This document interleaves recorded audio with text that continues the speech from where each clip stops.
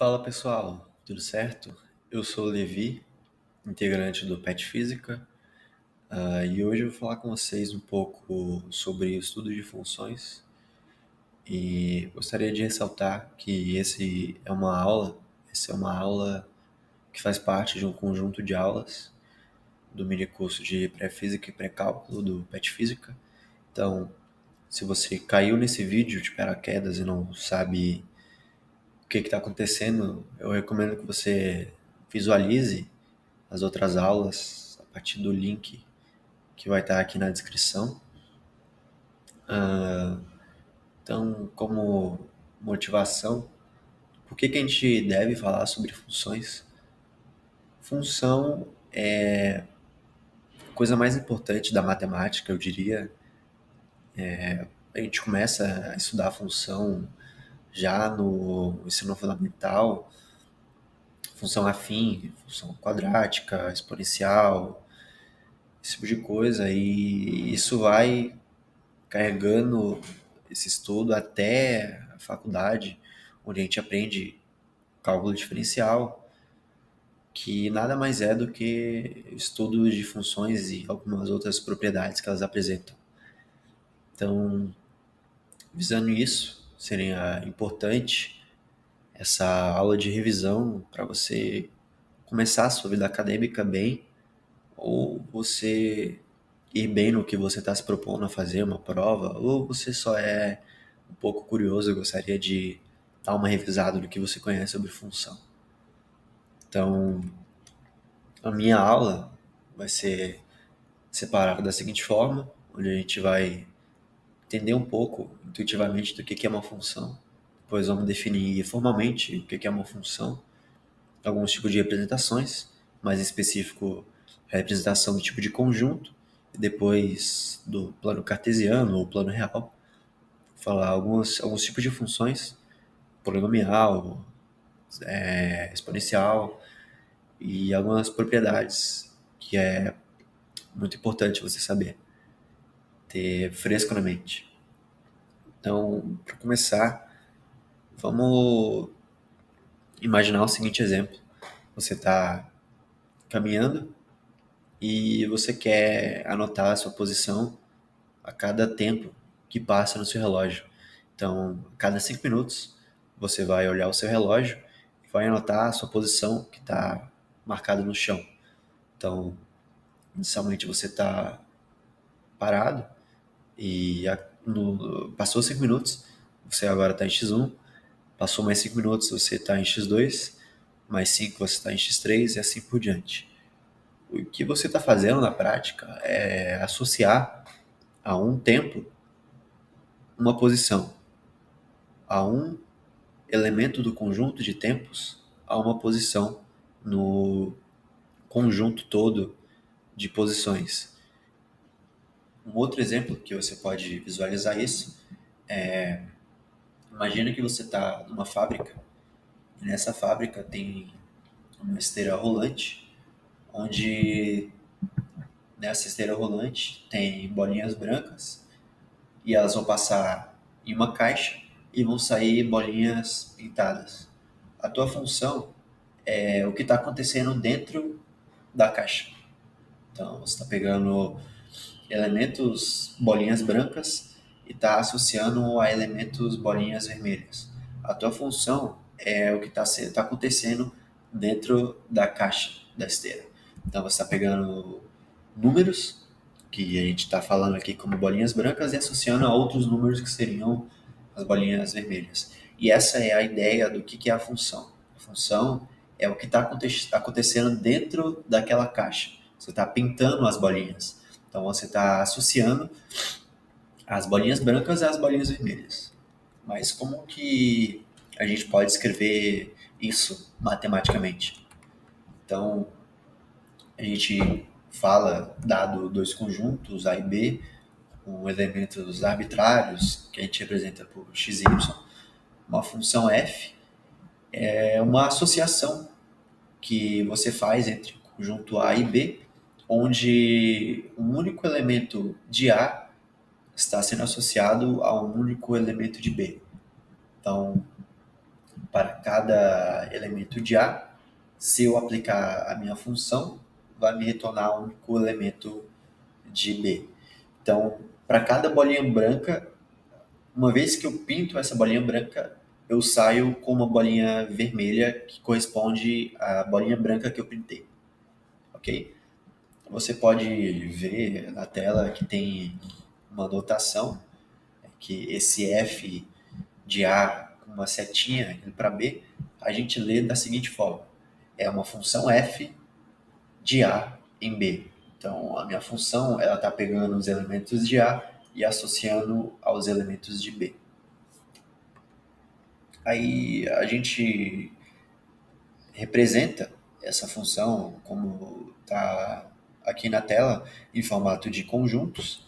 E algum exemplo que eu posso dar para vocês de entender por que a definição de função é do jeito que é. Então, dados os dois conjuntos A e B, agora com elementos 1, 2, 3, 4, 5 e 6, a cada elemento de A eu estou associando a um único elemento de B. Então, o 1 está sendo associado ao 4, o 2 ao 5, o 3 ao 6. Isso é uma função. Um outro caso, que agora o 1 está sendo associado ao 4, o 2 ao 5, o 3 ao 5 também. Isso continua sendo uma função. Pela nossa definição, que a gente acabou de falar, cada elemento de A precisa estar associado a um único elemento de B.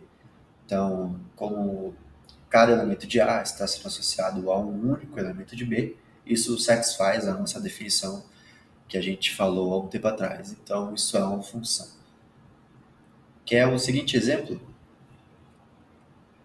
Pensa naquela reta, onde você está caminhando sobre ela e você está anotando a sua posição em cima dessa régua, por exemplo, a cada 5 minutos. Então, nos primeiros 5 minutos você está em x1, depois outros 5 minutos você está em x2, só que agora você decidiu parar. Então, passou mais 5 minutos, você continua em x2. Para uma única posição, você associou dois intervalos de tempo diferentes. Isso satisfaz a nossa definição do que é uma função. Agora, o que não é uma função?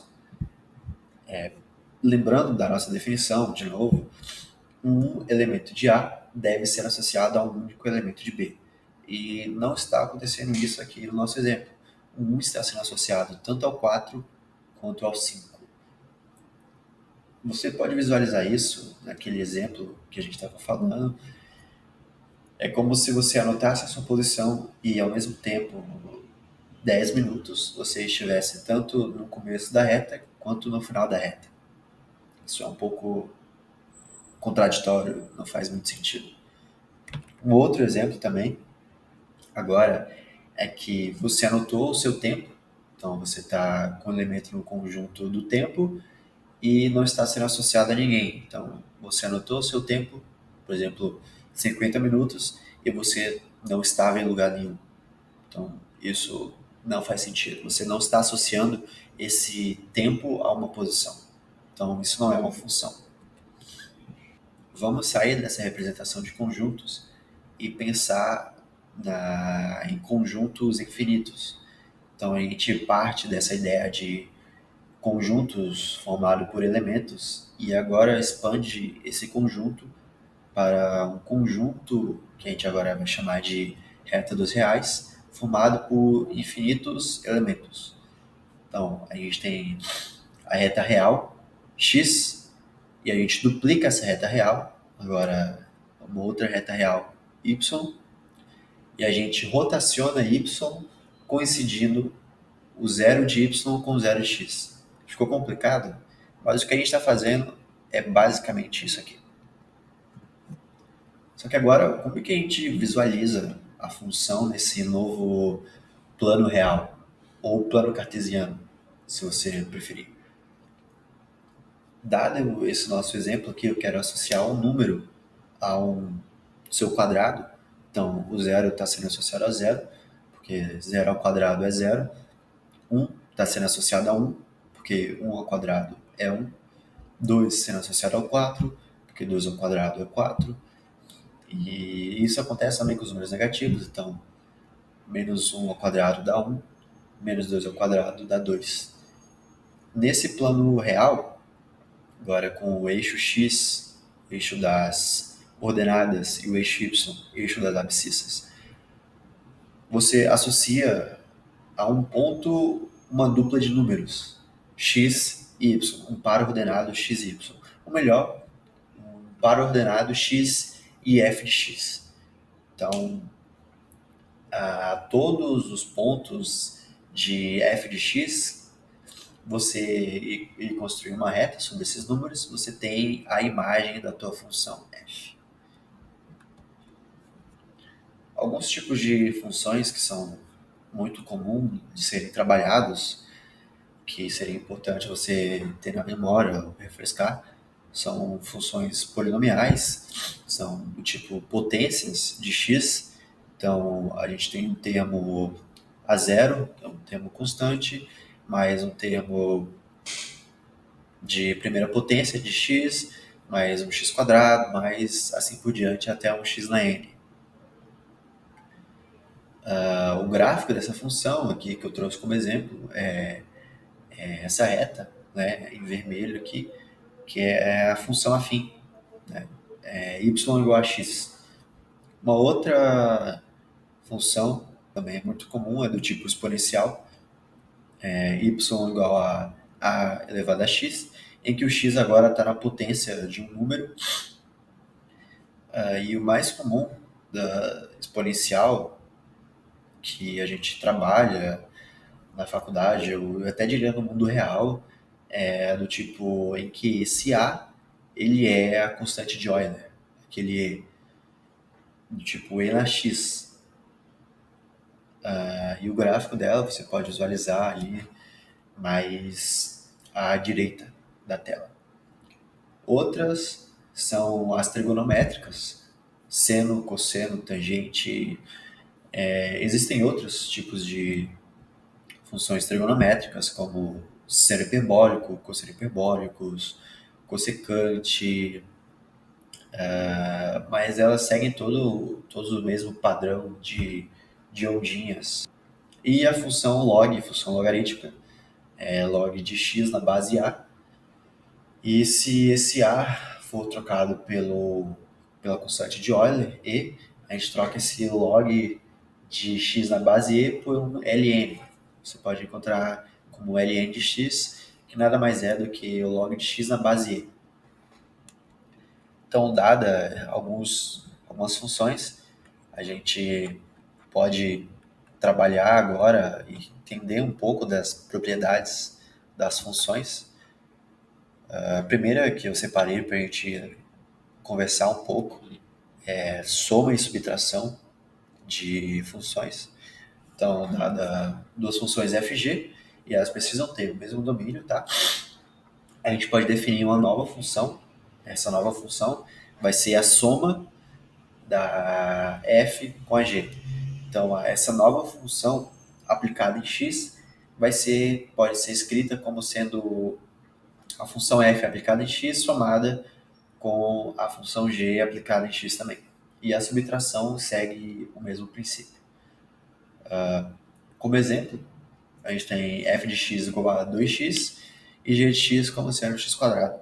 A nossa nova função, definida pela soma de f com g, vai ser só a f de x mais a g de x, ou seja, 2x mais x ao quadrado. E a nova função, sendo a subtração da f da g, é a subtração de f de x com g de x, ou seja, 2x menos x quadrado. A outra propriedade que eu trouxe aqui é a multiplicação e divisão de funções. Elas seguem o mesmo princípio de soma e subtração. A multiplicação dessa nova função, definida pela multiplicação de f com g, é simplesmente a multiplicação de f de x por g de x. E a divisão é o mesmo princípio. Essa nova função f dividido por g de x vai ser a divisão das funções aplicadas no elemento x, só que com um detalhe. g de x não pode ser zero. A gente não pode dividir por zero. Então, essa nova função f dividido por g, o domínio dela, ela vai ser composta pelo domínio de f unido com o domínio de g, com exceção do zero. Então, g não pode ser zero. A gente não pode dividir por zero. Então, um exemplo é f de x igual a 2x, e g de x igual a x quadrado, igual a gente tinha anteriormente. A nossa nova função f vezes g vai ser simplesmente a multiplicação de f de x por g de x. Então, 2x vezes x quadrado dá 2x ao cubo. E a nossa nova função f dividido por g é simplesmente f de x dividido por g de x. Então, é 2x dividido por x quadrado, que dá 2 sobre x. E uma exceção que x não pode ser zero. Okay? Outra propriedade também que é bacana de saber é a composição de duas funções. Então, dada uma função f de A em B e uma função g de B em C, uma função composta g fog f é a função g aplicada em f. Meio complicado de entender, mas olha o exemplo aqui. A nossa função f de x é 2x mais 4 e g de x é x quadrado. A composição de g com f é 2x mais 4 ao quadrado. Ou seja, f aplicada em g. F de x ela é um número. Então, 2x mais 4 te retorna um número. Ela não é a tua função. Então, a gente está pegando a função g, ela faz o quê? Ela pega um número, eleva ao quadrado e associa a outro.